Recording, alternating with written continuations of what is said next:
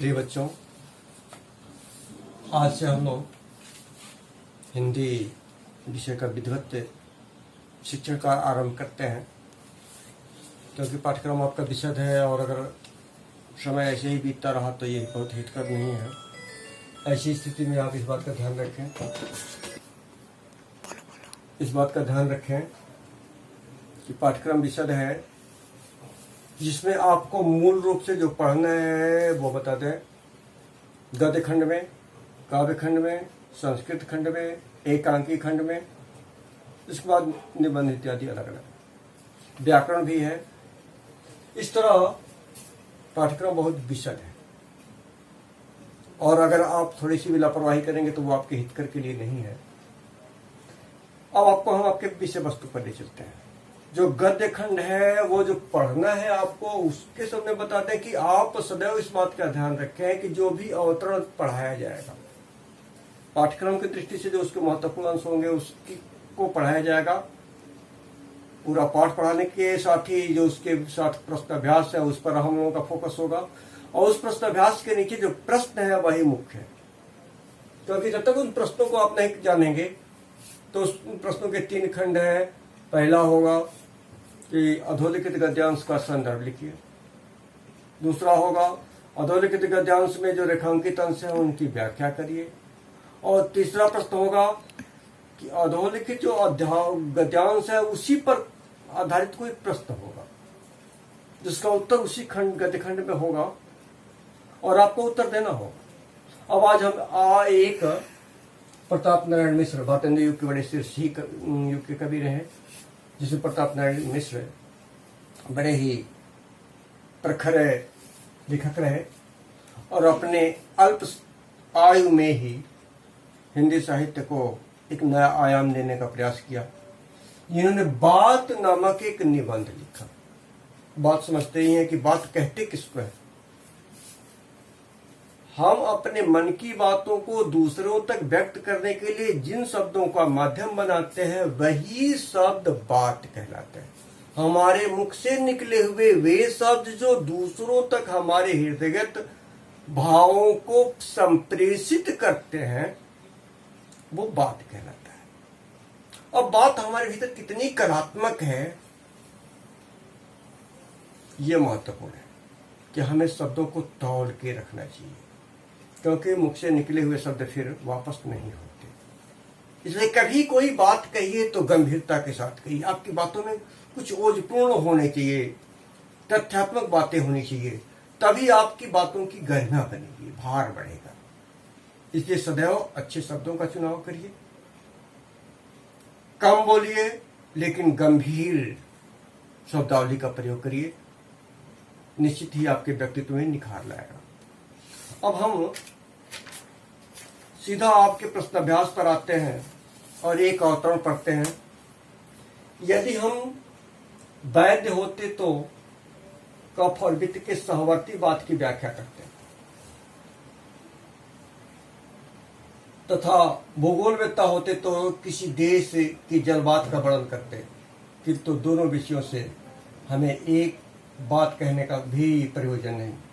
हम तो केवल उसी बात के ऊपर 2-4 बात लिखते हैं जो हमारे तुम्हारे संभाषण के समय मुख से निकल कर के परस्पर हृदयस्थ भाव को प्रकाशित करती रहती है। देखा कर रहा है कि जो वैद्य होगा तो विभिन्न रोगों की उनके उपचार की बात करेगा, भूगोलवेत्ता धरती से संबंधित तमाम तथ्यों को रखेगा, वैज्ञानिक विज्ञान के तथ्यों को सामने रखेगा, गणितज्ञ गणित के तथ्यों को रखेगा। अर्थात जो जिसमें निपुण होता है अपनी बातों को उसी के आधारित बातों के आसपास रखता है। लेखक ने कहा कि हम तो लेखक हैं, इसलिए बात किसे कहते हैं इसी पर चर्चा करेंगे, क्योंकि न तो हम भूगोलवेत्ता हैं, न ही डॉक्टर हैं और न ही वैज्ञानिक हैं और न ही भविष्यवक्ता हैं कि हम ऐसी बातों को रखें। हम तो सामान्य से लेखक हैं और हम ये बताना चाहते हैं कि बात किसको कहते हैं। लेखक ने यह बताने का प्रयास किया कि हमारे मुख से निकले हुए वे संभाषण अर्थात एक दूसरे को जो प्रेषित होते हैं वो सी शब्द बात की श्रेणी में आते हैं। अब जो परस्पर शब्द आया है कि परस्पर बने एक दूसरे से बातें करनी है। बातें हम करेंगे तो दीवार से तो बातें करेंगे नहीं, हम तो बातें करेंगे तो सामने कोई श्रोता होना चाहिए। बिना श्रोता के बात बनती ही नहीं, हो ही नहीं सकती। तो हम श्रोता से जो कहते हैं उसके हृदय पर उसका कितना असर होता है ये महत्वपूर्ण है। और अगर हमारी बातें चतुर शब्दावली का प्रयोग करके अगर हम दूसरों तक प्रेषित करते हैं तो निश्चित ही उन बातों में गंभीरता होगी और निश्चित ही वो बात प्रभावशाली होगी। लेखक ने इसी बात को आधार बनाकर कहा है। अब यहाँ कुछ प्रश्न दिए गए हैं, आपकी किताब में होंगे, देख लीजिए। उपयुक्त गद्यांश का संदर्भ लिखिए। संदर्भ आपको पता है कि प्रस्तुत गद्यावतरण हमारी पाठ्य पुस्तक हिंदी के बात नामक शीर्षक से ली गई है, जिसके लेखक, थोड़ी सी लेखक की चापलूसी करनी है कि भारतीय हिंदी युग के आधार स्तंभ प्रताप नारायण मिश्र जी हैं, जिन्होंने बात नामक शीर्षक के माध्यम से अपनी बातों को प्रकट करने का प्रयास किया है। और अब उसके बाद जो इसके नीचे अंडरलाइन किया गया है उसकी बात की व्याख्या करनी। व्याख्या करते समय इस बात का ध्यान रखें कि भाव जो लेखक कहना चाहा है उसमें परिवर्तन नहीं, शब्दावली में परिवर्तन हो जाए। अब शब्दावली में परिवर्तन आपके ऊपर है कि पर्यायवाची शब्दों का प्रयोग करते हैं, उसके स्थान पर दूसरे शब्दों को ला करके उसमें नवीनता लाने का प्रयास करते हैं, लेकिन भाव में कोई परिवर्तन नहीं होना चाहिए, यही व्याख्या। और उसके नीचे और दो प्रश्न हैं कि हम अपने हृदयस्थ भावों को अभिव्यक्त किसके माध्यम से करते हैं। अब आपको बताना है कि हम जो अपने हृदय में जो हमारे भाव है किसके माध्यम से दूसरों तक प्रकट करते हैं, ये आपके ऊपर जो छोड़ते हैं। भूगोलवत्ता किसका अध्ययन करता है, वैद्य किस बात का वर्णन करते हैं, ये आपके इसी अवतरण पर आधारित प्रश्न है और इसका उत्तर आपको कॉपी में लिखना है और फोन करके हमें बताना भी है कि इसका उत्तर मैंने लिखा है और इसका उत्तर ये है, ताकि मैं ये जान सकूं कि आप कितने जागरूक हैं।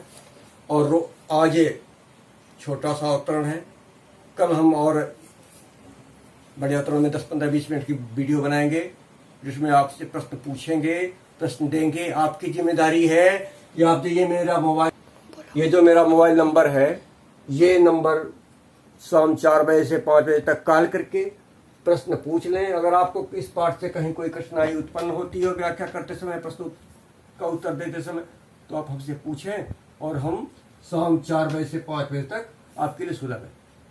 कल फिर इसी पाठ के दूसरे अवतरण पर चलेंगे। तब तक के लिए धन्यवाद।